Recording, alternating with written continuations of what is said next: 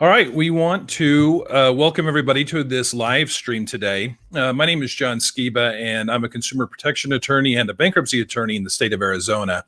And I'm joined today on this Q&A session with John Watts, who is also a consumer protection attorney in the state of Alabama. And I'm going to have him introduce himself in just a moment. I just wanted to let everybody know what the purpose of this session is today. We want to address questions that people may have about financial issues that they're dealing with. We're recording this during the COVID-19 pandemic. And, I was reading an article today that said a full 50% of American households are experiencing some type of financial stress, whether it's a complete job loss or even just reduction in hours that's causing a real financial struggle at home. So this is impacting a lot of people.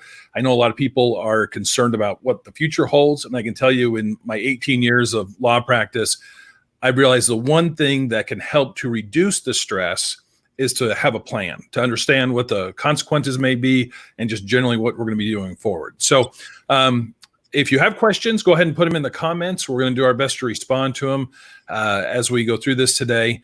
And before we jump into that, John, why don't you introduce yourself and let everybody know a little bit about your practice and what areas you focus on? Sure. Well, it's good to see you, John, and I appreciate you having me on here. So like you, I am a consumer protection attorney. I'm just on the other side of the country in Alabama.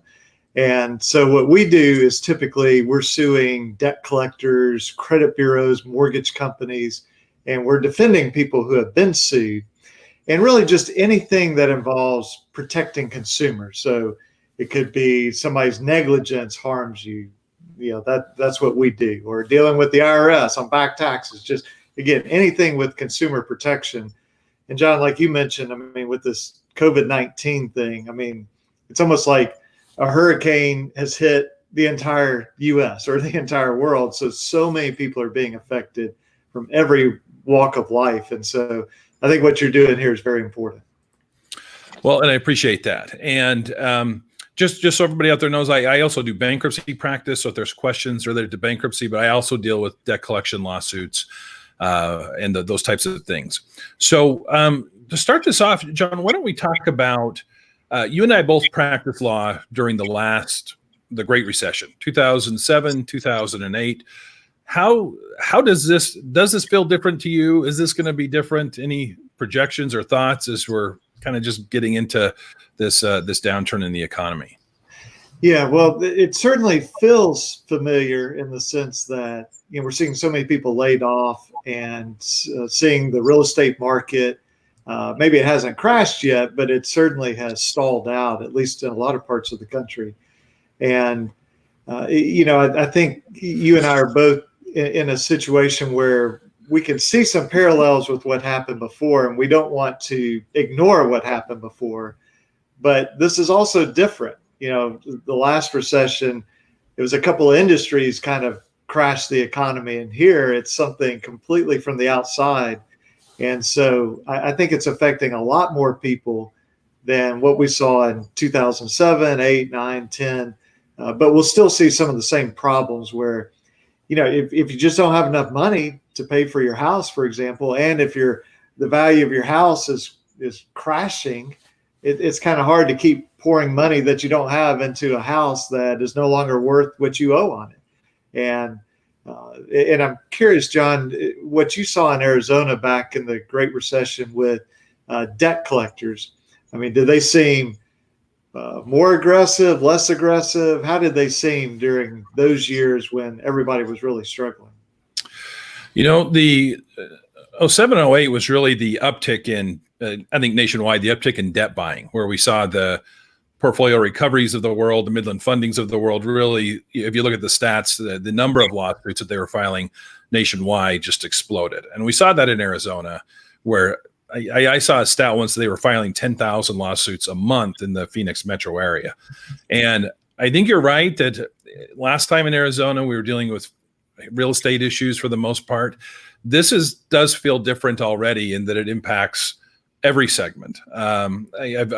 I recently had a consultation with a nurse. I had one with a physician's assistant where they're losing their jobs because there just isn't the patience there because everything is shut down completely. So I'm postponing any kind of judgment right now on whether there's how the debt collectors are going to work. I haven't seen a change as far as them being willing to settle or postpone things. Some of our courts in Arizona are at least not processing garnishment orders like they were before, which I think is a product of both the courts being shut down and not being able to process it, just physically process it, and also to give people some breathing room on this. But so I'm not seeing a big change at this point, but I'm assuming they're eventually going to have to get aggressive because the debt collector's goal in life is to collect money, and if they're not getting money, they've got to figure out other ways to do it. So, right, and the situation is as more people struggle, and that goes on longer and longer, then each person has sort of fewer dollars that they can spend on collectors. Well, if there's more debt out there and more collectors that are trying to get those fewer dollars, there's going to be the temptation. Some debt collector is going to say, if I kind of cut corners, if I get a little more aggressive, maybe I push the envelope, I can get that money instead of my competitor getting the money. And so that's what we saw, at least in Alabama. And I mean, there was an explosion of debt buyer lawsuits, just like you mentioned, Portfolio, Midland, those guys. But just calls and letters and, calling your neighbors and your coworkers and just trying to put that pressure on. I mean, right now, I think everything is pretty calm. Most debt collectors I've seen are taking kind of a hands-off approach, like, hey, let's not be blowing up somebody's phone during a global pandemic. But, that's going to change. And when it changes, I think it'll change pretty suddenly. Yeah, I think a lot of them are not working at home right now. Right. So, well, why don't we? There's a question here. Why don't we go ahead and talk? This one has to deal with the statute of limitations. Do you want to address this one, John? Yeah. So, do statute of limitations on debt stay the same or change with courts being shut down? That, Kim, is a fantastic question, and I'm going to give you the answer for Alabama, which may be a little bit unique, at least in talking with other lawyers around the nation. So our courts are actually not shut down. So it's weird. They're open, but the public can't go in there. So there's been no effect on statute of limitations. So whether it's a personal injury case, whether it's a debt collection case, if somebody's statute of limitation ran on March 30, they better have filed their case by March 30. Now, I know in a neighboring state, Tennessee, there was a kind of a shutdown of the courts, and they said that will extend the statute of limitation. So I think it really depends on what state you're in. So Alabama, it's like nothing has changed. I don't know, John, about you in Arizona. Yeah, I think the answer to that question is going to be pretty state specific. In Arizona, the courts, it's similar. They're open. But not to the public. I actually had a trial that was scheduled yesterday against Midland Funding, and we hadn't heard anything about it. But I called down there and got voicemail, and they said that we're closed. But I called back again, and I think I was getting a clerk who was working from home, and they said that, no, we're in Arizona. The courts are open. They're not doing any hearings until June 1st. Right. So I would agree with you. I think it's a good point that if the statute of limitations, if it's close to expiring and they don't file their lawsuit timely, assuming that the courts are open in your state, and the definition of what's open, I guess, is going to be what the difficult thing is going to be. They're still going to be required to submit that. Yeah, and John, just one last thing, for you to think about, Kim, there's an argument to be made, at least in some states, and I don't know if this will work or not, and it'll help some people and hurt some people, but there's an argument to be made that the Supreme Court of the state cannot extend the statute of limitations. In other words, that's the legislature has created these certain time periods and the courts can't change that. So, there's going to be litigation over that. And so if you get sued and somebody, quote, missed the statute of limitation, but they're counting on being extended, that may be an argument that you have to say, well, wait a minute, you really can't extend the statute of limitation in your particular state. So just it's a little bit of a technical argument, but you may want to keep that in your back pocket. Yeah. Let's jump to another question here. This one has to deal with something, John, I think you're the expert in here, is repairing a credit. Did you want to touch on this about repairing your credit while you're in a current Chapter 13 bankruptcy? I have some thoughts on it, but I'd be interested to hear what you have to say on it. Yeah, so I'll say this for everybody involved in credit reporting. Chapter 13 can be a little confusing. The mortgage companies are confused, debt collectors are confused. I think probably the best way to handle it is to definitely do it after you get out. Now, the question is, should you do it while you're in there? I think if you can look at your credit report and see actual errors. So I'll give you an example. There's an account that you paid off, and it should be a zero balance, but it's showing that you owe $1,000.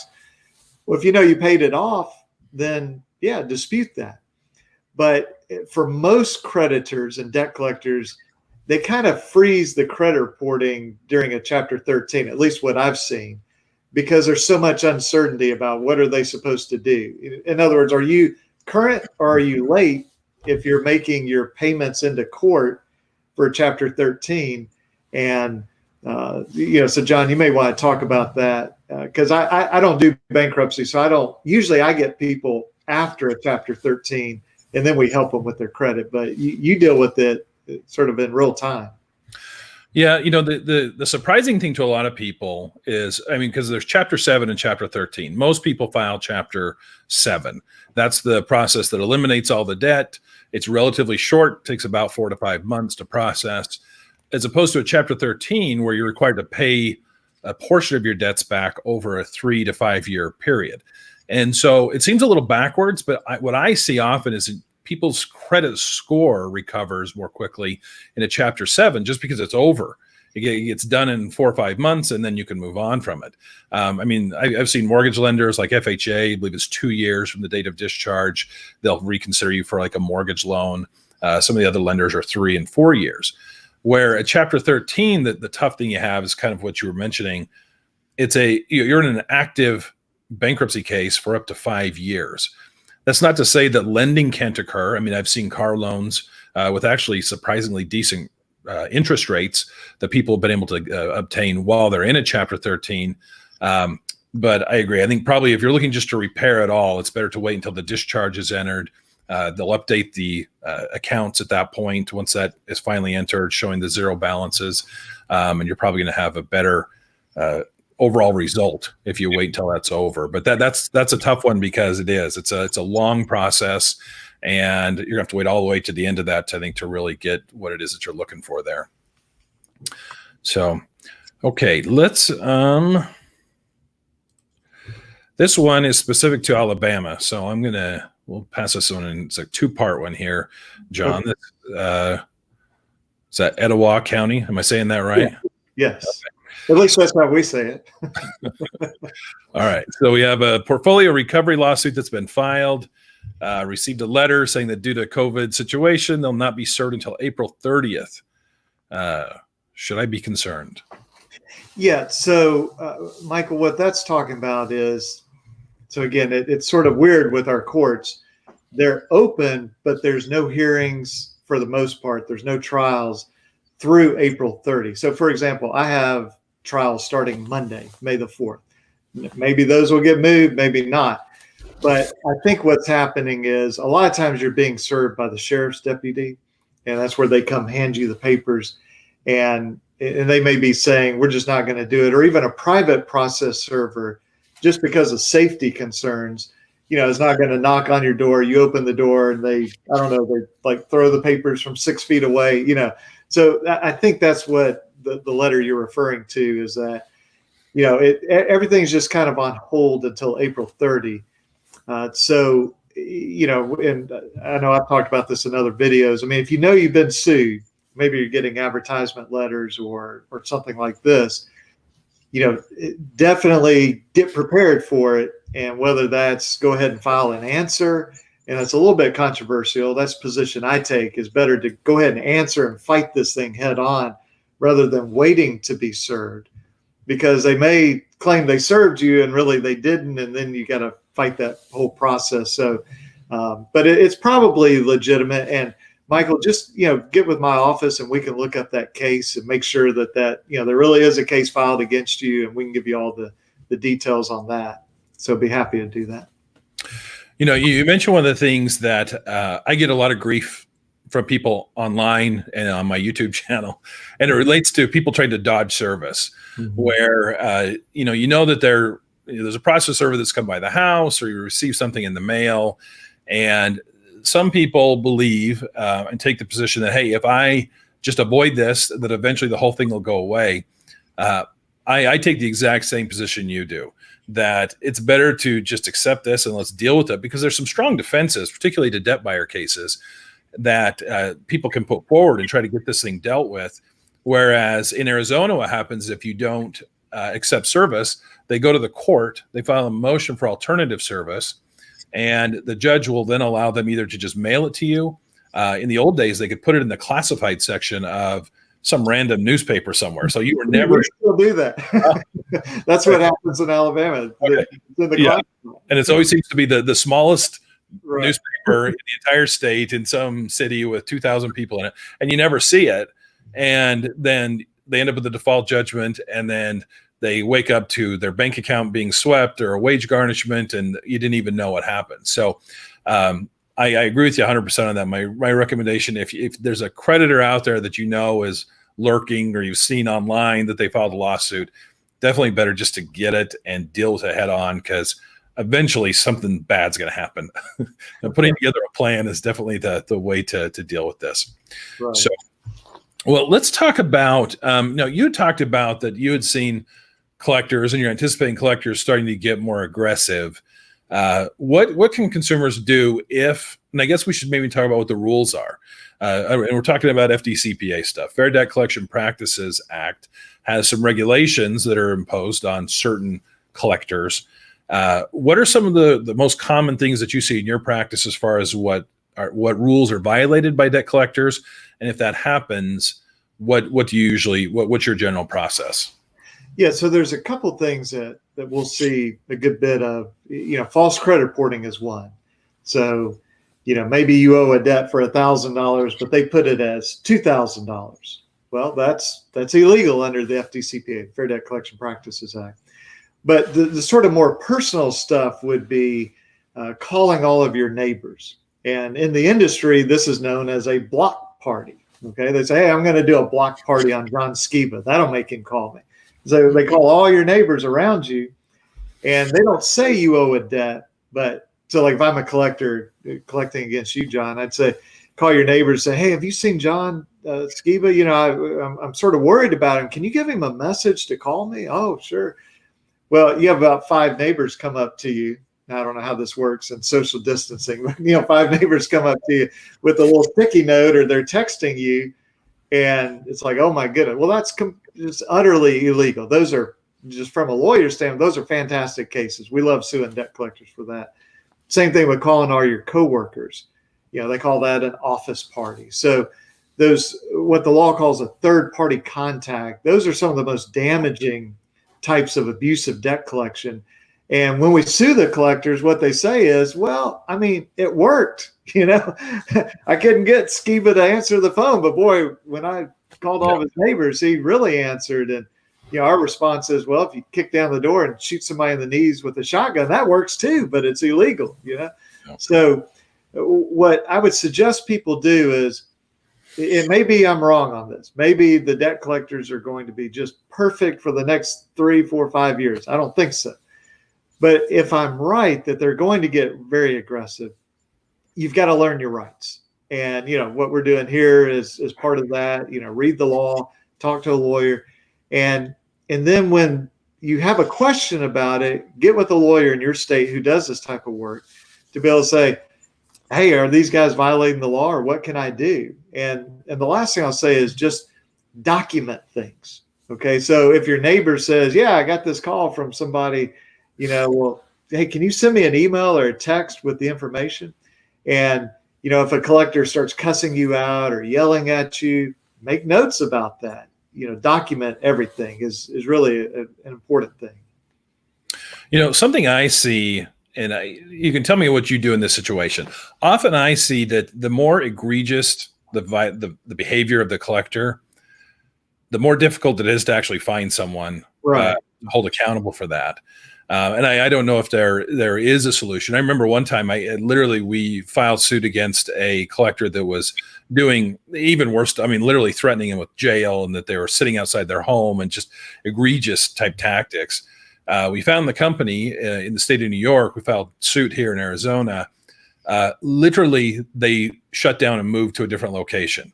It wasn't a large operation, but is there anything when things are, I think it's always good to talk to an FDCPA attorney if you're getting that kind of behavior, but is there anything to do? I guess this is more of a question for me. what do you do when the off the charts kind of stuff of collectors that are actually difficult to track down?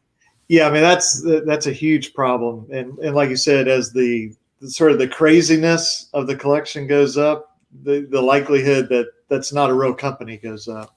Yeah. And so what I've always recommended people do, and this doesn't, allow us to sue the bad guys, but this will make the collection typically stop. When somebody's saying, "Hey, I've got a warrant for your arrest at the sheriff's office or DA's office," say, "Well, send me something in writing. Send me a letter." And usually they go, "Oh, no, it's too late for that. We can't do that." Go, "No, send me a letter." They go, "Okay, what's your email?" No. I want a letter in the mail. They go, "Well, I'll fax it to you." Go, "No, I want a letter." These scam guys will not send letters through the mail. They're worried, I guess, about mail fraud, crossing state lines. And usually if you just sort of stick to your guns about that, or if they say, I've got a warrant, down at the sheriff's office, DA's office, say, "Well, tell me with who. I'm going to call them and find out." Yeah. And they won't do that. And usually they move on, but we've not been successful in figuring out, the guy that's, in a basement with a prepaid cell phone. Yeah. I don't know how you get any money out of that guy. Yeah. Well, let's take a look at this question, which is kind of a debt collection and credit reporting. So someone on their credit report, it shows there's a debt for $1,050, but now they have a garnishment for $5,900. Why don't you take the first stab at that, and I'll give some of my thoughts as well. Okay. Well, this is probably true in most states, but in Alabama, there is, you can be sued for a certain amount. Let's say it's $1,050, but then there's going to be court costs and attorney's fees added on top of that. And now they have this judgment. And as that judgment continues to progress through time, it gets bigger and bigger and bigger with what's called post-judgment interest, so judgment or interest after the judgment. And so, we've seen amounts be, many, many times the amount originally sued for. Now, it would be a little odd for that to happen just because of some timing situation. So negative credit reporting should only be on there about 7 years. And that's probably not enough time for this thing to grow to $5,900. So I'm not sure how the garnishment got that big. Maybe there was a lot of attorney's fees or something else, but Carly, if I was in your situation, it would be worth sending a letter to the credit bureaus and to whoever has that, whoever's doing the credit reporting, saying, "I'm confused because, why are these different amounts?" Now, if you think there's a chance that they're going to change your credit report to $5,900, then you may want to not say anything so that you don't have it higher. But you can always go to one side or the other, go to the lawyer with the judgment and say, "How's this $5,900 if my credit report's only $1,050, or the opposite?" And just try to get some clarity on that. In Arizona, what we see the situation a lot because usually the judgments, particularly if they're a default judgment, and I believe the statistics are 94% nationwide of debt collection lawsuits end in a default judgment, which goes back to our prior answer. You got to do something. You got to respond to this if you get sued. But if there's a default judgment that's entered, often there's that contract rate of interest. So in Arizona, we'll see these default judgments that will have interest rates of 29%. And so they just churn interest. And in Arizona, it used to be that civil judgments were good for 5 years. our state legislature, in their infinite wisdom, amended this, or and now they're good for 10 years. So, and then they can be renewed every 10 years for the rest of your life. And so it's not, uncommon. I'll see a judgment out there that's been churning interest at 29% for 8 years. And then they finally come in with a wage garnishment or a bank levy, something like that. So that's my guess as well. Is there's probably some interest, attorney's fees. A lot of the attorneys here will seek post-judgment collection fees on top of it, and that whole thing can turn into just a giant nightmare. And that's why, again, it goes to the point that is so important. If you think you're being sued, or even if you're not being sued, if there's just an account out there, to reach out and do something and put some kind of plan together to deal with it, because these things can just turn into a nightmare. I talked to a guy a while back, and he told me a story about, he called it his $500, I think it was like a corn dog or something, where he went to a fair and he wrote a check. He was like 19 years old. He wrote a check for this corn dog, and the check bounced. And anyway, so they sent it to a collection agency. And when it was all said and done, with interest, with fees, with the court costs, the whole thing turned into a $500 debt that he ended up paying. Not saying that the process was followed correctly there, but it can become a huge issue. So the main thing there is to make sure that you're putting together a game plan. Yeah, and John, if I can just say one more thing to Carly, is when we see these judgments get so big, and sometimes people are garnished and they're making payments in, and the judgment continues to grow, it may be that the interest is just so high that you're not making any progress. But sometimes these collection firms will really mess it up, and so it is worth looking at and trying to dig into it to say, okay, did they do the right interest rate? Did they apply the right fees and costs and expenses? Because most states have a provision where if there's a wrongful garnishment, in other words, a garnishment that is either in its entirety improper or in part improper, then you may have a claim back against that creditor. So, what you're describing here, it just looks wrong that there'd be that big of a discrepancy. So I would definitely look at that. Yeah. All right. This next one, saying that the person has been sued by a bank, been to court 3 times. Now they're getting a letter addressed to the court stating that they don't have an account for me. Well, that seems a little awkward for the bank. Yeah. What are your thoughts on that?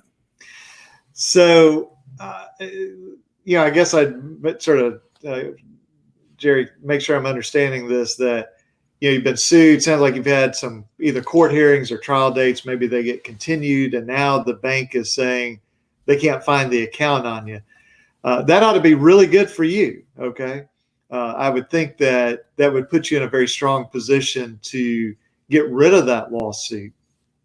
And at least in Alabama, and I think in most states, if you're successful with your lawsuit, so you get a judgment in your favor, or if they dismiss the case with what's called prejudice, which means the case is over, it's done, then you may be able to take that and look at your credit reports. And if that bank has some credit reporting on you, go dispute that with the credit bureaus and say, look, here's the order, or even here's the letter from the bank saying they can't find an account on me, and send that to the credit bureaus and see if they will take that off of your report. So you may be able to get rid of this lawsuit and get rid of the credit reporting on that. So that's I think a very good situation for you. I would add to that as well. In a state like Arizona, if you obtain a judgment, if you win your civil lawsuit, if you're the prevailing party in Arizona, you can ask for any attorney's fees and costs that you've spent. So if you had a lawyer, if you had to pay the filing fee, those may be fees that you can get back out of the process through a judgment of your own. I would also say, something that, when I see stuff like this, immediately I start thinking of FDCPA claims. But and I don't do that practice area a lot. So, John, you're going to correct me if I get this totally wrong. But I think something that's important to bring up is generally the FDCPA statutes, which would govern if they're bringing a suit that they don't have a basis to bring. Only applies, though, to collectors, not to original creditors. Do I got that right, John? Make sure we're good. Okay. So if this is the bank, if this is Bank of America that's suing you, and it turns out that they don't, they just totally dropped the ball and they don't have the account. I don't know if that would even bring up any type of FDCPA liability. What do you think?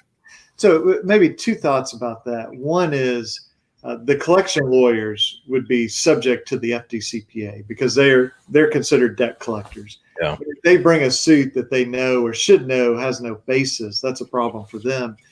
And then check your state. I can tell you in Alabama, we don't have anything that applies to the original creditors. And John, I don't know about Arizona, but take Florida, for example. They have a state version of the Fair Debt Collection Practices Act, and it applies to original creditors. So you can sue a bank for that. I think maybe Texas has something called like the finance code or something like that. But so I don't know what state you're in, Jerry, but I would just check your state because you may have some ability to sue the creditor.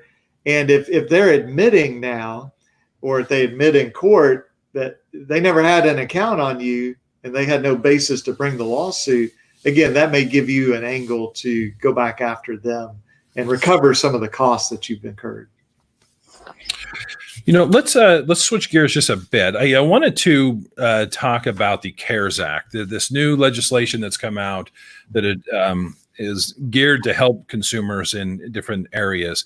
One area that I think a lot of people are going to be helped by is the credit reporting part of the CARES Act, which states that if any of your creditors give you an accommodation, so if you can't pay your credit card and I believe, and again, John, correct me if you understand this a little better, but like consumer debt, like a car loan, if there's some type of accommodation where you call them up and say, I've been impacted by COVID-19, I've lost my job, I've had reduced hours, and I can't pay right now. And they say, hey, we'll give you 90 days forbearance type thing.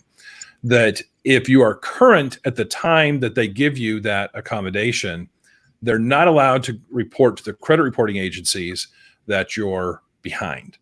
And I think that's going to be, now I know that we've talked about this and you think this is ripe for litigation down the road, I believe. But to me, that seems that's, at least on its face, that can give a little bit of comfort to people that if you're behind, and again, going back to making sure you take some action, if find yourself in a tough spot, you may be able to buy yourself some time and not negatively impact your credit score. Yeah, I think it's a fantastic part of the law because, a lot of times we think of this CARES Act as really applying to mortgages, and it does. But what you're talking about, John, is any creditor or debt collector, anybody that reports to the credit bureau. So it could be a car loan, it could be a place you're renting if they report to credit bureaus. It could be a credit card. So like John's saying, reach out and say, hey guys, I need some help. I've been impacted by this, job loss or whatever it is. And if they give you any accommodation, and the law is very broad, it just says accommodation. And so if it's, hey, you can skip 3 payments, or you can make half payments, or you can send us $5 a month, whatever they say, if you're current when you get that accommodation, they have to report you as current every month during that accommodation. And that could be 2 months, 6 months, however long it is. And that's a great benefit. But, I think we're not being too much of, looking into our crystal balls to realize these companies are going to mess that up.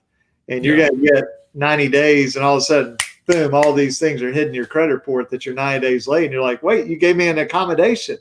And that's when I guess the whole theme of this, John, is you got to take action, right?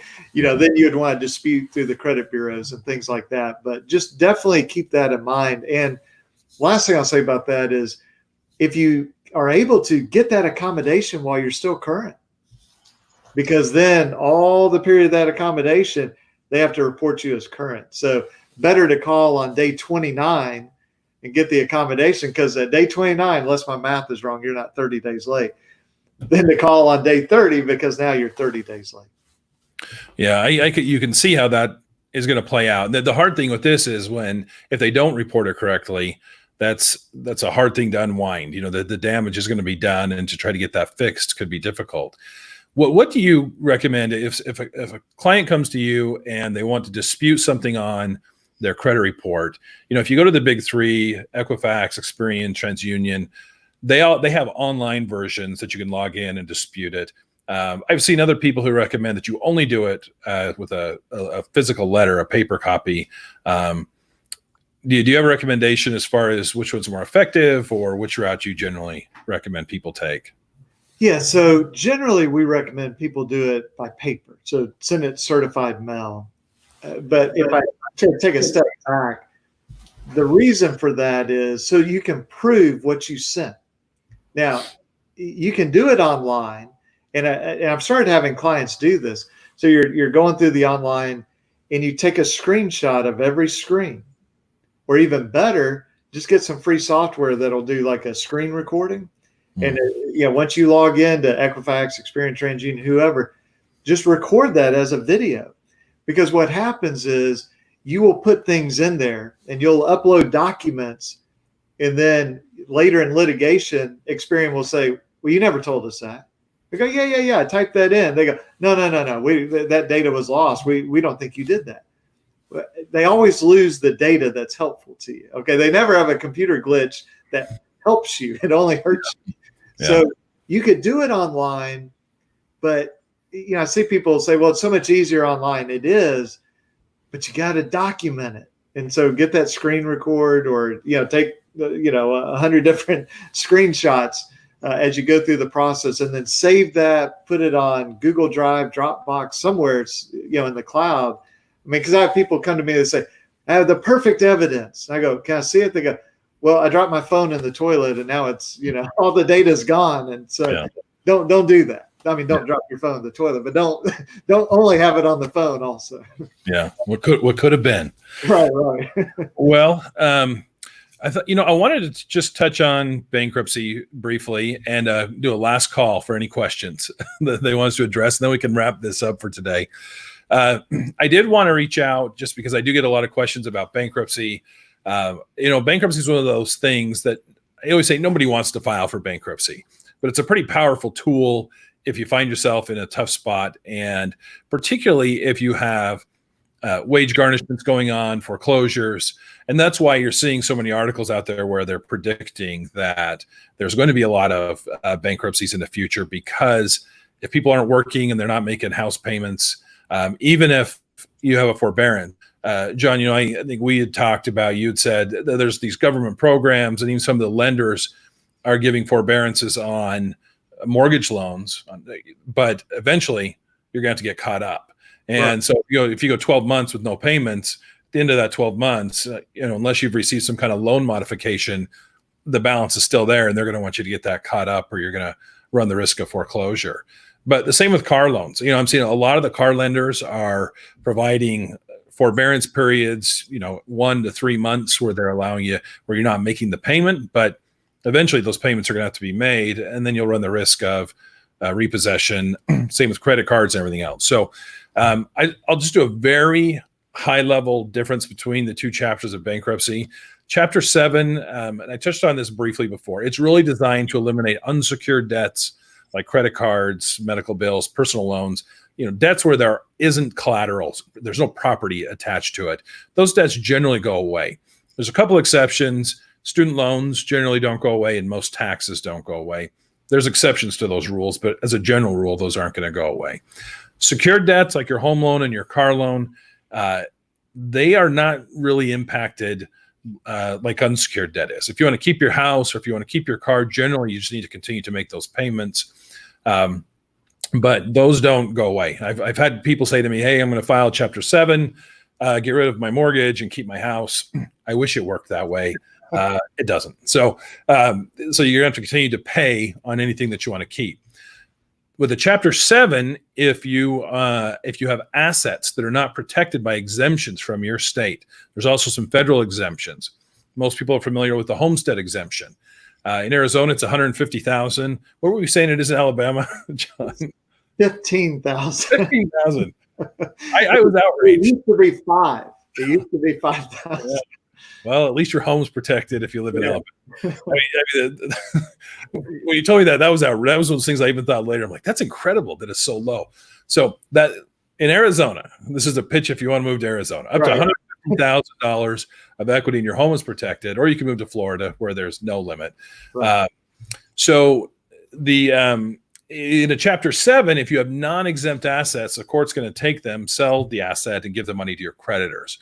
So the trade-off is you're getting rid of all this unsecured debt. The downside is if you have assets that are not protected under the exemption laws, you could lose them. That being said, it's around 95% of Chapter 7 cases. They're what we call no asset cases. There is no distribution of assets. So, and it's about a 4 to 5 month process. The big picture on the Chapter 13, much longer process. It's 3 to 5 years. The ideal candidate for a Chapter 13 is usually somebody who's behind on their mortgage. They need some time to get caught up. So if, let's say you're in a forbearance for 6 months, there's this big chunk of money that they want from you. If you go into a 13, the court initially puts an order that stops collections. So they can't foreclose. They can't even call you on the phone or send you snotty letters. Everything stops. And then you're able to propose a plan of how you're going to get that caught up over the next 3 to 5 years. So that's typically the people we see file for Chapter 13 and the people who don't qualify for 7 because they make too much money. They're going to look at your household size and your income, and it's a means test where if you make more than what's allowed for a family of your size and your state, and it varies from state to state, and they update these numbers quarterly. So with incomes coming down, we're going to see those numbers adjusted when they release the next means test numbers. But if you make more than that, then you're likely going to have to file a chapter 13 rather than a 7. So it's a much longer process. You do have to pay your creditors back some of the balance that's owed. But at the end of the Chapter 13, any balance owed on the credit cards, medical bills, all of that's eliminated at that point. There's a lot of twists and turns in both of those cases, but that's just generally what you're looking at as far as the bankruptcy process. Now, let me ask you about bankruptcy. So let's say I'm looking at bankruptcy and, January, February, my income was too high. It was above that means test, but now I've lost my income.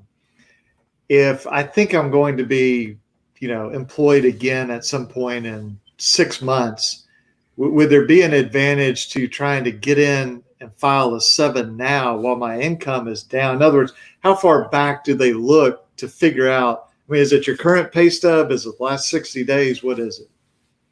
Yeah. So how they calculate the means is they look back at the prior 6 months prior to the filing of your case, not counting the month that you file in.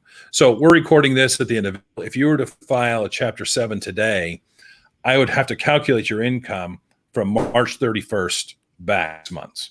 And so there is a benefit if you have job loss, if you have a reduction in pay, and because it's average, more months you're in that situation, the more likely it is you're going to qualify. And so they're in situations like this, and we saw this in 2007, 2008, there were windows of, I don't know if I want to call them opportunity, but there were windows where it was much easier to qualify for a Chapter 7 because of a loss or reduction in pay when normally a Chapter 7 wouldn't have been possible. So that's something to look at if you think that you're worried this may be down the road, or at least an option you're considering. You need to see if you qualify. You'll likely need to talk to an attorney locally. Most bankruptcy attorneys offer free consultations, and they can give you a good idea if you're going to qualify. There's a lot of calculators out there, like online calculators for the means test.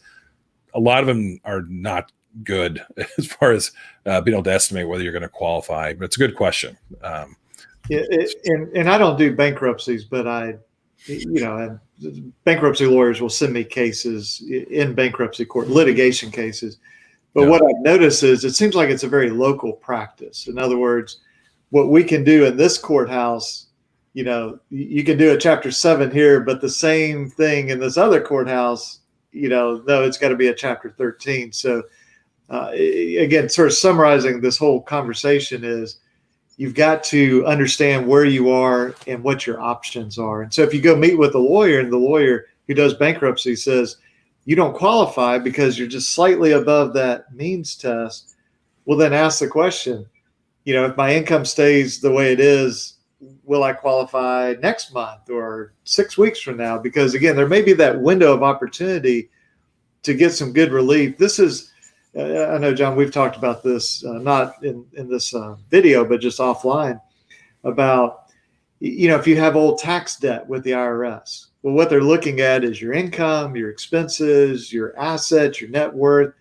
Well, the best time to approach the IRS to get a good deal is when your income is down, your assets are down.